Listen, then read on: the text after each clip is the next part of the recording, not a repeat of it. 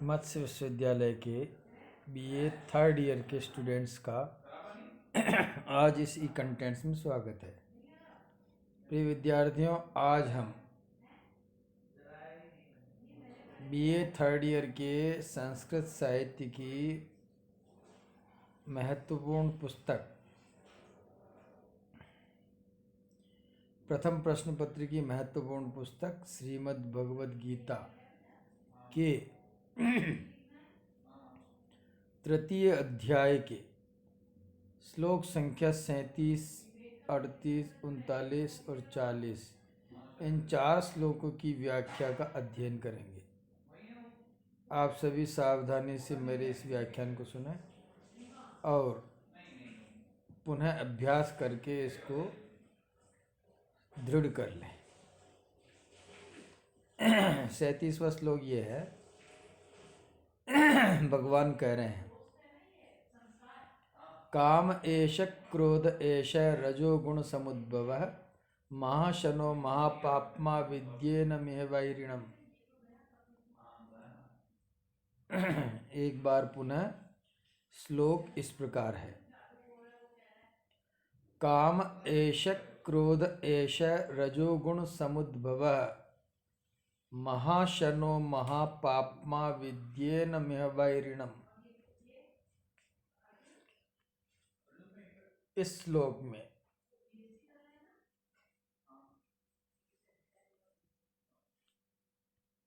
ग्यारह पद है, जिसको पद विभाजन या संधि विच्छेद के द्वारा ज्ञात किया जा सकता है। इस श्लोक का संधि विच्छेद इस प्रकार है, कामः एषः क्रोधः एषः रजोगुण समुद्भवः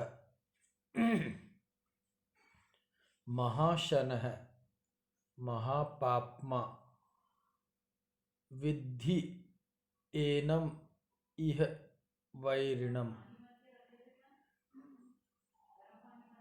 एक बार पुनः पद विभाजन इस प्रकार है, कामः एषः क्रोधः एषः रजोगुण समुद्भवः महाशनो महापाप्मा विद्धि एनम इह वैरिणम्।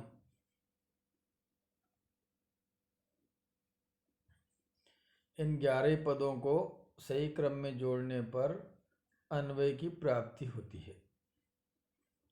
इस पद्य का अन्वय इस प्रकार है, रजोगुण समुद्भवः एषः कामः एषः क्रोधः महाशनः महापाप्मा एनम इह वैरिणम् विद्धि।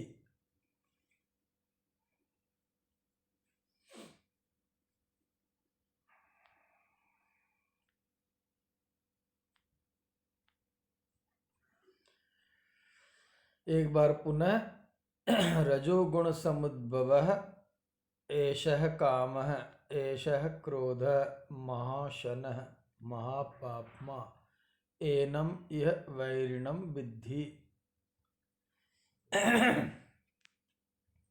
इसका अर्थ इस प्रकार है, श्री कृष्ण का कथन है कि रजोगुण समुद्भव है, रजोगुण से उत्पन्न होने वाला, ऐशः काम है, यह काम है, ऐशः क्रोध और यही क्रोध आकार में परिणत हो जाता है, महाशन यह बहुत खाने वाला अर्थात अत्यंत भोगों को भोगने वाला, महापाप्मा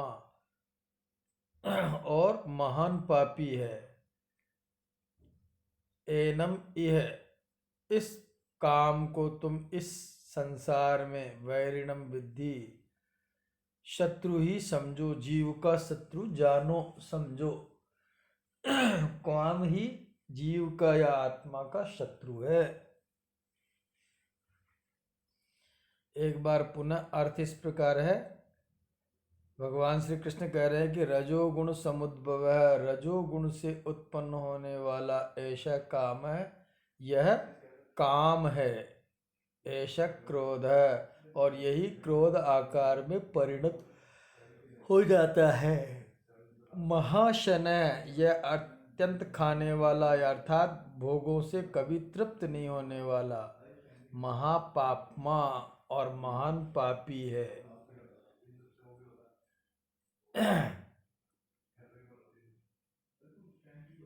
एनम, इसको, यह यानी संसार में, वैरिणम विद्धि, जीव का शत्रु ही जानो, शत्रु ही समझो।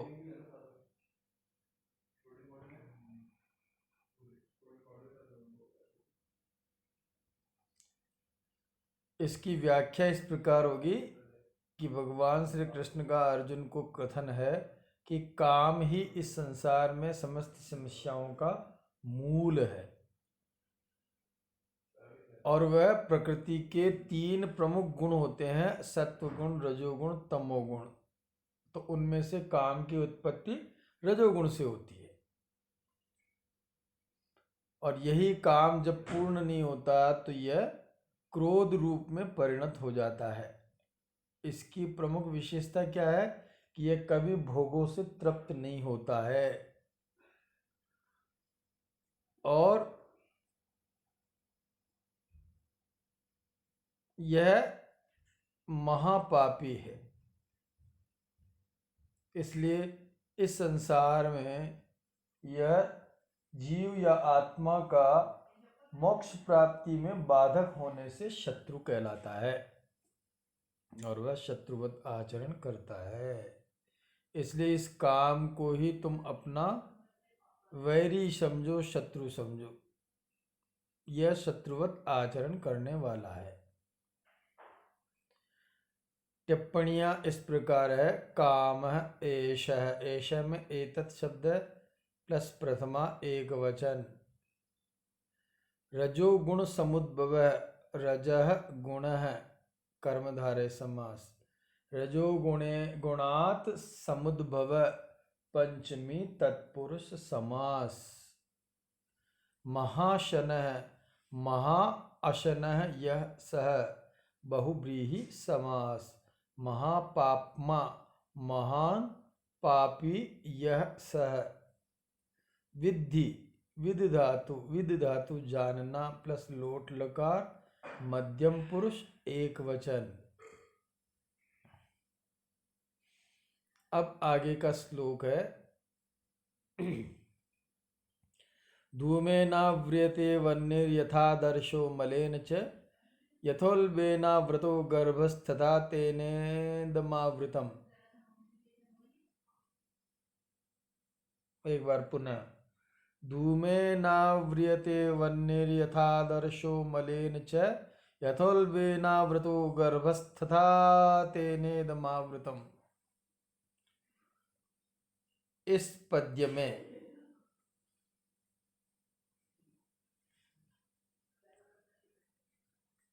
15 पद है, जिनको पद विभाजन के द्वारा या संधि विच्छेद के द्वारा ज्ञात किया जा सकता है, जो कि इस प्रकार है।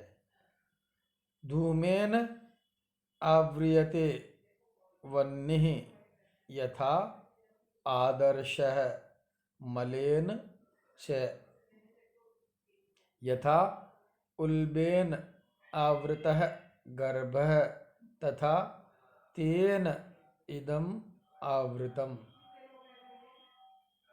एक बार पुनः। पद विभाजन इस प्रकार है। धूमेन आव्रियते वह्निः यथा आदर्शः मलेन च, यथा उल्बेन आवृतः गर्भः तथा तेन इदम आवृतम। इसका अर्थ, इसका इन पदों को सही क्रम में जोड़ने पर अन्वय की प्राप्ति होती है। इस पद्य का अन्वय इस प्रकार है। यथा धूमेन वह्निः मलेन आदर्शः आव्रियते च यथा उल्बेन गर्भ आवृत तथा तेन इदम आवृतम।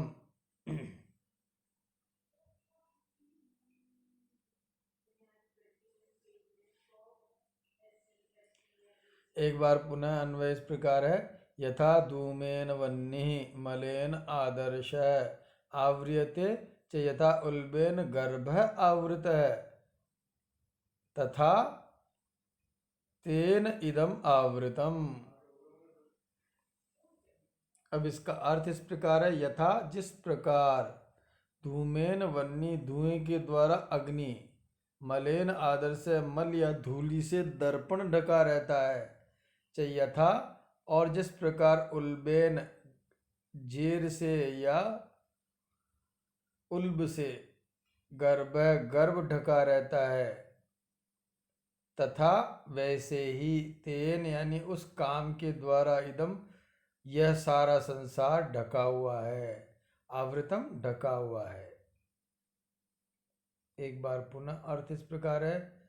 जिस प्रकार धुएं से अग्नि और धूलि से दर्पण ढका रहता है तथा जिस प्रकार उल्ब से जेर से गर्भ ढका रहता है उसी प्रकार उस काम से ये सारा संसार आवृत है, ढका हुआ है।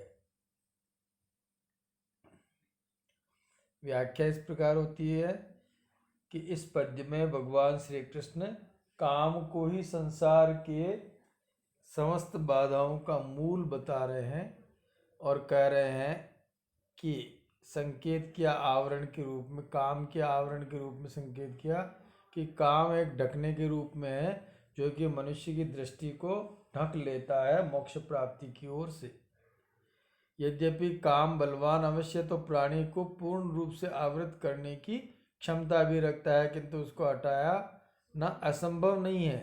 यदि प्रयास किया जाए तो प्राणी इस काम को सरलता पूर्वक हटा सकता है और मुक्ति प्राप्त कर सकता है।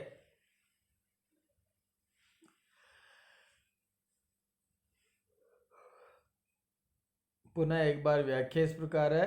भगवान श्री कृष्ण का कथन है कि सृष्टि के मूल में काम ही है जो कि सबको आवृत किए हुए है। उस काम को हटाना या उससे मुक्त होना संभव है। यदि व्यक्ति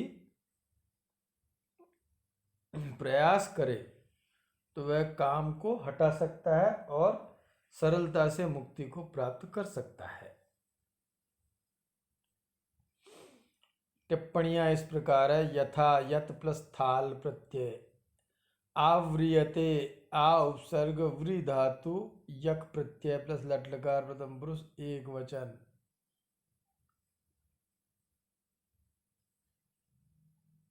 आवृतः आ उपसर्ग वृत धातु कृत प्रत्यय।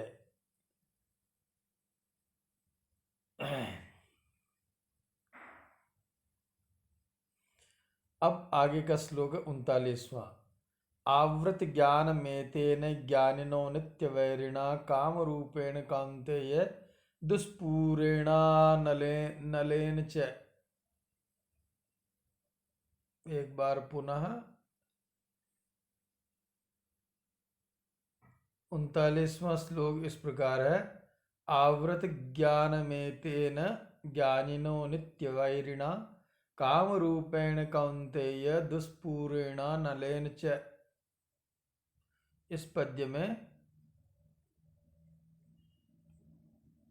10 पद है जिनको संधि विच्छेद के द्वारा ज्ञात किया जा सकता है, जो कि इस प्रकार है। आवृत ज्ञानम एतेन ज्ञानिनः नित्य वैरिणा काम रूपेण कौन्तेय दुष्पूरेण अनलेन च। एक बार पुनः। आवृतः ज्ञानम एतेन ज्ञानिनः नित्यवैरिणा काम रूपेण कौन्तेय दुष्पूरेण अनलेन च।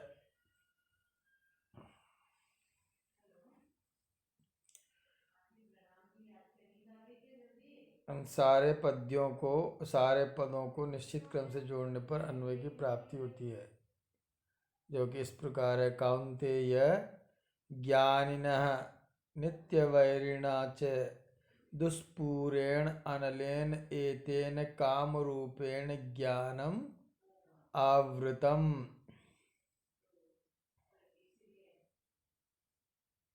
एक बार पुनः। कौन्तेय ज्ञानिनः नित्यवैरिणा च दुष्पूरेण अनलेन एतेन कामरूपेण ज्ञानम आवृतम।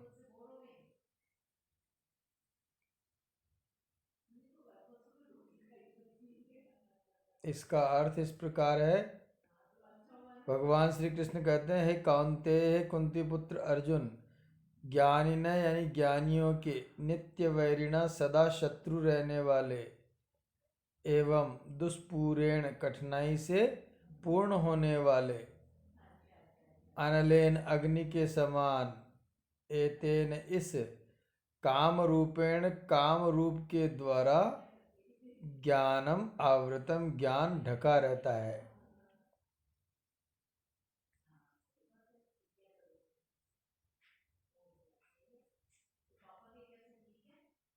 पुनः एक बार और अर्थ है। हे कुंती पुत्र अर्जुन, ज्ञानियों के नित्य वैरिणा सदा शत्रु रहने वाले और दुष्पूरेण कठिनाई से पूर्ण होने वाले, अनलेन अग्नि के सदृश, एतेन काम रूपेण इस काम रूप के द्वारा, ज्ञानम आवृतम ज्ञान ढका रहता है।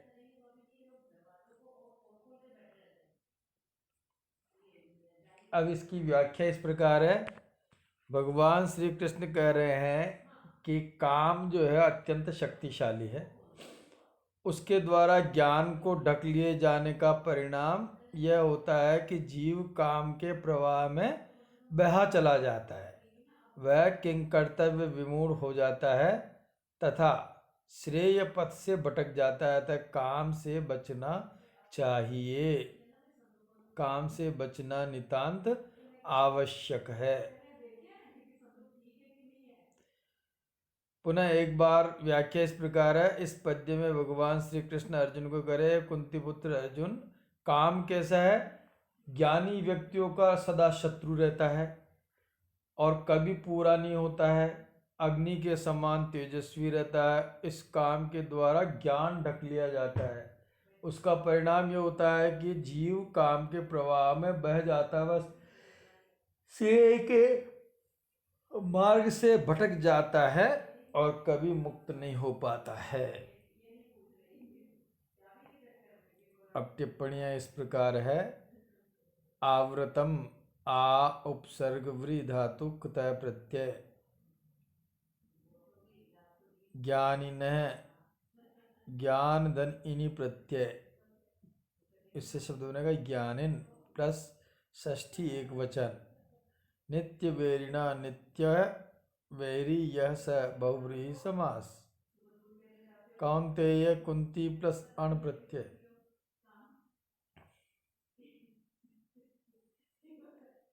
आगे का पद्य अब जो है 40वां पद्य इस प्रकार है। इंद्रियाणि मनोबुद्धिरस्याधिष्ठानमुच्यते एतैर्विमोहयत्येष ज्ञानमावृत्य देहिनम्। एक बार पुनः। इंद्रियाणि मनोबुद्धिरस्याधिष्ठानमुच्यते एतैर्विमोहयत्येष ज्ञानमावृत्य देहिनम्। इस पद्य में 12 पद है, जिनको पद विभाजन या संधि विच्छेद के द्वारा ज्ञात किया जा सकता है, जो कि इस प्रकार है। इंद्रियाणि मनः बुद्धिः अस्य अधिष्ठानम् उच्यते एतैः विमोहयति एषः ज्ञानम् आवृत्य देहिनम। पुनः एक बार पदपाठ या पद विभाजन इस प्रकार है। इंद्रियाणि मनः बुद्धिः अस्य अधिष्ठानम उच्यते। एतैः विमोहयति एषः ज्ञानम आवृत्य देहिनम। इन पदों को निश्चित क्रम से जोड़ने पर अन्वय की प्राप्ति होती है। इसका अन्वय इस प्रकार है कि इंद्रियाणि मनः बुद्धिः अस्य अधिष्ठानम उच्यते। एतैः ज्ञानम आवृत्य एषः देहिनम विमोहयति। एक बार पुनः अन्वय इस प्रकार है। इंद्रियाणि मनः बुद्धिः अस्य अधिष्ठानम उच्यते। एतैः ज्ञानम आवृत्य एषः देहिनम विमोहयति।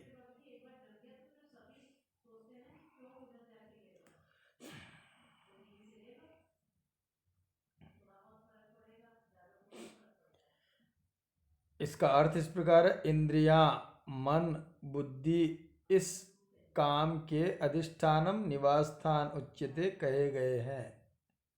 एते इन मन इंद्रिय आदि के द्वारा ज्ञानम आवृत्ति ज्ञान को ढक करके यह देहिनम विमोहयति यह काम जीवात्मा को मोहित कर डालता है। एक बार पुनः इंद्रिया, मन, बुद्धि इस काम के निवास स्थान कहे गए हैं। इन इंद्रिय, बुद्धि इत्यादि के द्वारा यह ज्ञान को ढक करके यह काम इस जीवात्मा को मोहित चित्त कर देता है। व्याख्या इस प्रकार है कि भगवान श्री कृष्ण का कथन है कि प्रबल शत्रु काम का निवास तथा कार्य बताने का तात्पर्य यह है कि इन स्थानों पर अधिकार करने से तथा इसे इसका कार्य न करने देने से काम पर नियंत्रण किया जा सकता है। अब टिप्पणियां इस प्रकार है। इंद्रियाणि इंद्रधन ग प्रत्यय प्लस प्रथमा बहुवचन नपुंसकलिंग। मनः बुद्धि मनश्च बुद्धिश्च अधिष्ठानम अधि उपसर्ग स्था धातु ल्युट प्रत्यय उच्यते वच धातु यक प्रत्यय लट लकार प्रथम पुरुष एक वचन। विमोहयति वि उपसर्ग मुह धातु णिच प्रत्यय लट लकार प्रथम पुरुष एक वचन। आवृत्य आ उपसर्ग वृत धातु ल्यप प्रत्यय